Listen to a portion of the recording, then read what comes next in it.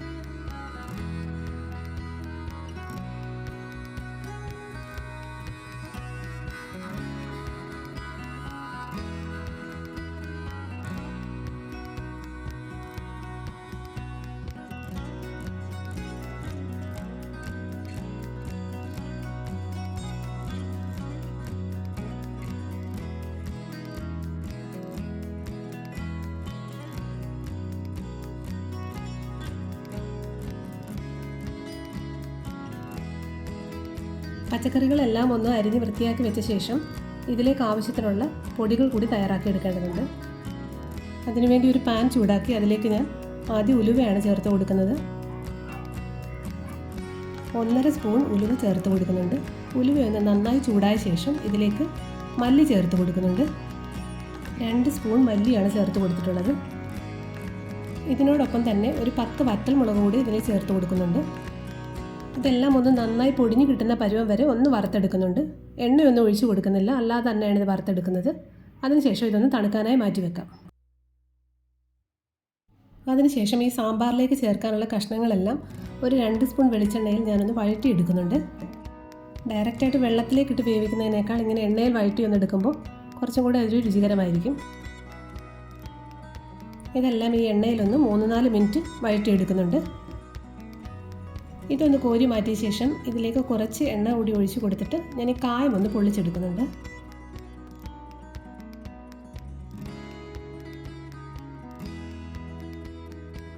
ചെറിയ 2 കഷ്ണം കായമാണ് ഞാൻ എടുത്തിട്ടുള്ളത്. ഇതൊന്ന് എണ്ണയിൽ പൊള്ളിച്ചെടുത്ത ശേഷം ഇത് കഷ്ണങ്ങളിലേക്ക് ചേർത്ത് കൊടുക്കാനുള്ളതാണ്. ഞാൻ ഈ സാമ്പാർ തയ്യാറാക്കുന്നത് ഒരു മൺകലത്തിലാണ്. ഇതിലേക്ക് കുറച്ച് വെള്ളം ഒഴിച്ച് കൊടുക്കുന്നുണ്ട്. അതിനുശേഷം കഴുകി വൃത്തിയാക്കി ഒരു 10 മിനിറ്റ് നേരം ഒന്ന് സോക്ക് ചെയ്ത് വെച്ച് പരിപ്പ് ചേർത്ത് കൊടുക്കുന്നുണ്ട്. 1 കപ്പ് പരിപ്പാണ് ഞാൻ ഇതിലേക്ക് ചേർത്ത് കൊടുക്കുന്നത്.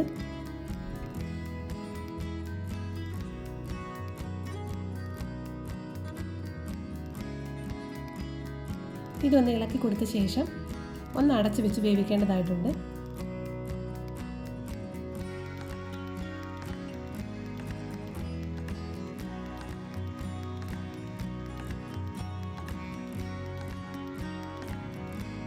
ഇപ്പോൾ ഇതൊന്ന് പകുതി വേവായിട്ടുണ്ട്. ഈ പകുതി വേവായ ശേഷം വേണം ഇതിലേക്ക് പച്ചക്കറികൾ കൂടി ചേർത്ത് കൊടുക്കാൻ. ഈ പച്ചക്കറികളെല്ലാം തന്നെ ഇതിലേക്ക് ചേർത്ത് കൊടുക്കുന്നുണ്ട്. ഇതിനോടൊപ്പം തന്നെ ഒരു 15 ചെറിയ ഉള്ളി കൂടി ചേർത്ത് കൊടുക്കുന്നുണ്ട്. സവാള ഇതിൽ ചേർത്ത് കൊടുക്കുന്നില്ല.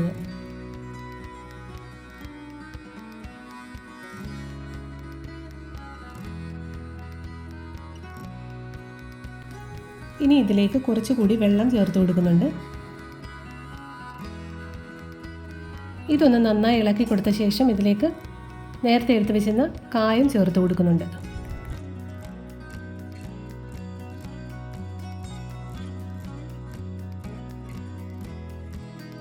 കായം ചെറിയ കഷ്ണങ്ങളായിട്ടൊന്ന് മുറിച്ച് വേണം ഇതിലേക്ക് ചേർക്കാൻ.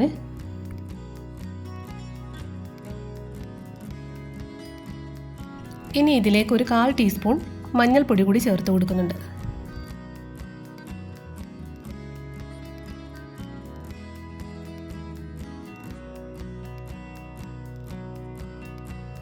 അതിനുശേഷം കഷ്ണങ്ങളിലേക്ക് ആവശ്യത്തിനുള്ള ഉപ്പ് കൂടെ ചേർത്ത് കൊടുക്കാം. പിന്നീട് ഇതൊന്ന് ഇളക്കി യോജിപ്പിച്ച ശേഷം ഒന്ന് അടച്ചു വെച്ച് വേവിച്ചെടുക്കാം. ഈ സമയത്ത് കുറച്ച് കറിവേപ്പില കൂടെ ചേർത്ത് കൊടുക്കാവുന്നതാണ്. നമ്മൾ ഈ വാങ്ങുന്ന കായം നല്ലതാണോ എന്ന് അറിയാൻ വേണ്ടിയിട്ട് കുറച്ച് കായം ഒന്ന് വെള്ളത്തിൽ ലയിപ്പിച്ച് നോക്കിയാൽ മതി. അപ്പോൾ നല്ല പാൽ നിറം കിട്ടുകയാണെങ്കിൽ അത് നല്ല കായമായിരിക്കും. അല്ലെങ്കിൽ ഒന്ന് തീ കത്തിച്ച് നോക്കിക്കഴിഞ്ഞാൽ നല്ല ഭംഗിയുള്ള ഫ്ലെയിമിൽ കത്തുകയാണെങ്കിൽ അങ്ങനെ നമുക്ക് ഉറപ്പിക്കാൻ പറ്റും കായം നല്ലതാണെന്ന്. ഇത് ഈ കൂട്ടത്തിലൊന്ന് പറഞ്ഞു എന്ന് മാത്രം, ചിലർക്കെങ്കിലും അത് ഉപകാരപ്പെടുമെന്ന് വിചാരിക്കുന്നു.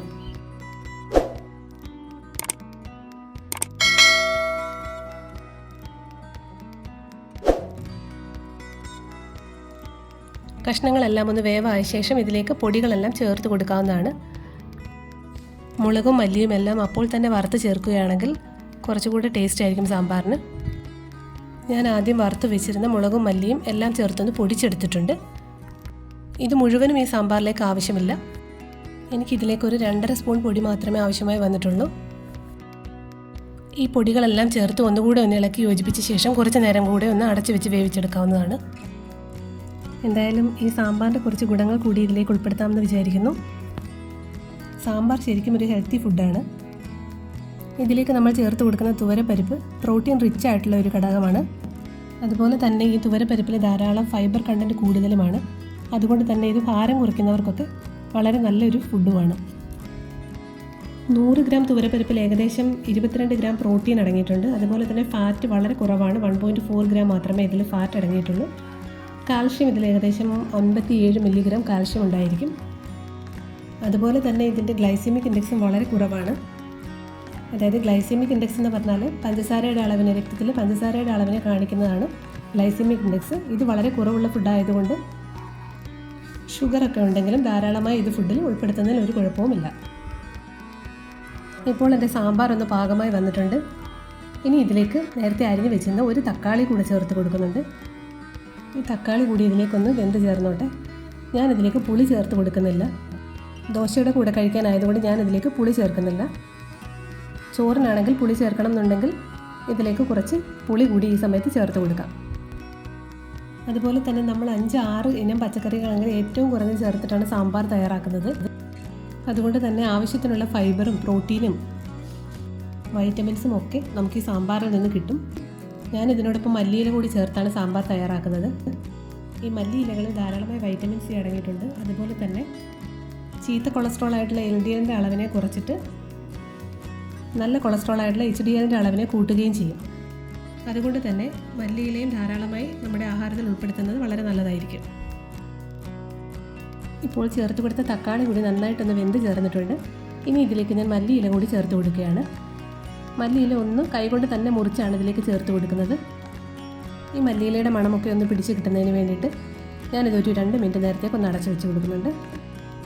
ഡയറ്റ് കൺട്രോളൊക്കെ ചെയ്യുന്ന ആളുകളാണെങ്കിൽ നിങ്ങൾക്ക് ഡെയിലി ഉള്ള ആഹാരത്തിൽ ഉൾപ്പെടുത്താൻ പറ്റുന്ന ഒരു കറിയാണ് സാമ്പാർ. പക്ഷേ തയ്യാറാക്കുമ്പോൾ 1-2 കാര്യങ്ങൾ കൂടി ഒന്ന് ശ്രദ്ധിക്കണം. കഷ്ണങ്ങളെല്ലാം എണ്ണയിൽ വഴറ്റുന്ന ഒരു സ്റ്റെപ്പ് ചെയ്യേണ്ട ആവശ്യമില്ല. ഡയറക്റ്റ് ഇത് വെള്ളത്തിൽ തന്നെ വേവിച്ചെടുക്കുന്നതായിരിക്കും നല്ലത്. അതുപോലെ തന്നെ ഇതിലേക്ക് ഉപ്പ് ചേർത്ത് കൊടുക്കുന്നത് ഏറ്റവും അവസാനം മാത്രം ചെയ്താൽ മതി. കഷ്ണങ്ങളിലേക്ക് ഉപ്പ് ചേർത്ത് കൊടുക്കേണ്ട ആവശ്യമില്ല. ഇപ്പോൾ ഇവിടെ സാമ്പാർ തയ്യാറായി കഴിഞ്ഞു. ഇനി ഇതിലേക്ക് കടുക് താളിച്ച് ചേർക്കുന്നത് കൂടി ചെയ്താൽ മതിയാകും. വളരെ ഹെൽത്തി ആയിട്ട് മാത്രം സാമ്പാർ തയ്യാറാക്കാൻ ആഗ്രഹിക്കുന്നവരാണെങ്കിൽ വളരെ കുറച്ച് എണ്ണയിൽ മാത്രം കടുക് താളിച്ച് ചേർത്താൽ മതിയാകും. ഈ കടുകെല്ലാം ഒന്ന് പൊട്ടിയ ശേഷം ഇതിലേക്ക് ഞാൻ അരിഞ്ഞു വെച്ചിരിക്കുന്ന ചുവന്നുള്ളിയും കറിവേപ്പിലയും വറ്റൽമുളകും കൂടി ചേർത്ത് മൂപ്പിച്ചെടുക്കുന്നുണ്ട്.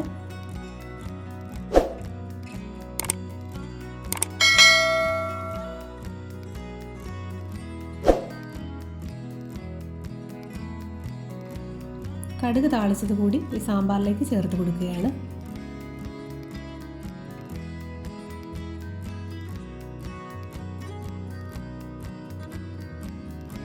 കടുക് താളിച്ച് ചേർത്ത് കഴിഞ്ഞാൽ ഉടനെ തന്നെ ഒരു 2 മിനിറ്റ് നേരത്തേക്ക് ഇതൊന്ന് അടച്ച് വെക്കേണ്ടതായിട്ടുണ്ട്.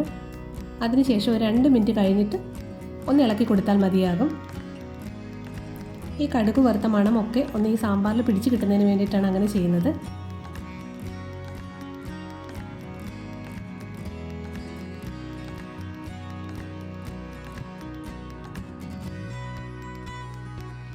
ഇനി ഞാനിതൊന്ന് ഇളക്കി കൊടുക്കുന്നുണ്ട്. രുചികരമായ സാമ്പാർ തയ്യാറായി കഴിഞ്ഞു. ദോശയ്ക്കൊപ്പവും ചോറിനൊപ്പവും ചപ്പാത്തിക്കൊപ്പവും സാമ്പാർ കഴിക്കാവുന്നതായതുകൊണ്ട് ആഴ്ചയിൽ ഒരു ദിവസമെങ്കിലും തയ്യാറാക്കാത്ത മലയാളികൾ ഉണ്ടാവില്ലല്ലോ അല്ലേ.